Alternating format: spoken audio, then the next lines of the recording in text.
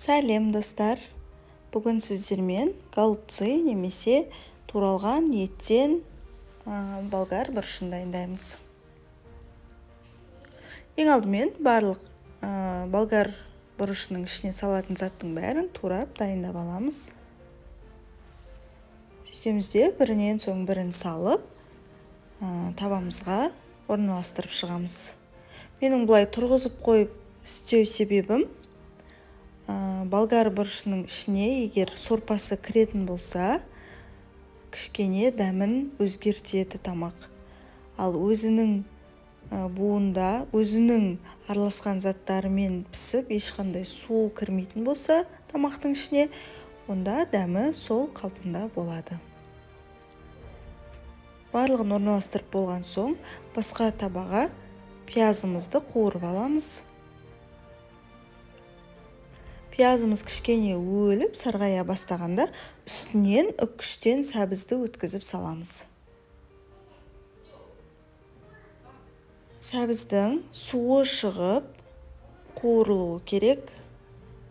Суы шығып, көкөніс өле бастағанда деп айтады ғой. Сол кезде томат пастасын 2 қасық немесе қызанақты үккіштен өткізіп қосамыз. Мен қызанақты қосқанды ұнатамын. Өйткені томат пастасымен кішкене майлы болып кетеді, және қызанақ ол табиғи витаминдерге бай. Кішкене тұз қосамыз, бұрыш қосамыз, қалауыңызша дәмдеуіш қоссаңыз болады. Бір пияладай, бір кішкене кесемен су құямыз, қайнаған су, бетін жауып 2-3 минутқа демдеп қоямыз. Демделген соусымызды жаңағы табаға орналастырылған бұрыштарымыздың үстінен құйып шығамыз.